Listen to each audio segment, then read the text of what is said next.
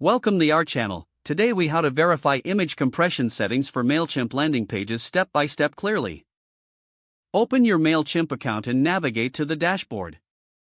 Select the Campaigns tab from the menu. Click on Landing Pages to view your existing landing pages. Choose the specific landing page you want to verify. On the landing page overview, click the Edit button. Once in the editor, locate the image you want to check.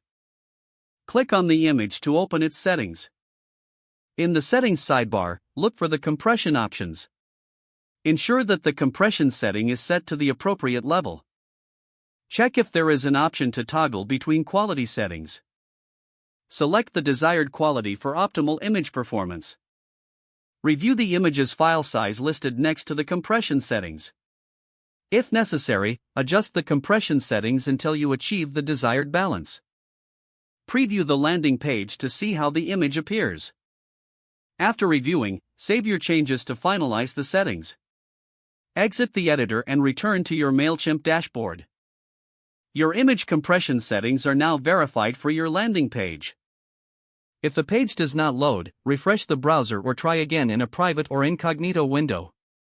Make sure you are using the correct email address, then retype it carefully to avoid small typos.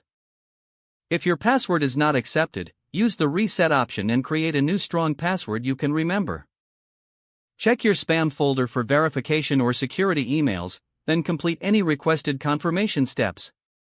Enable two-factor authentication if available to improve account security and reduce unauthorized access risk.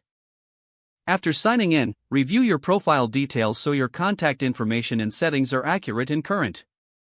If you see an error message, note it down and try again after restarting your device and internet connection. Log out when you finish, especially on shared devices, to keep your account and payment information secure. If the page does not load, refresh the browser or try again in a private or incognito window. Make sure you are using the correct email address, then retype it carefully to avoid small typos.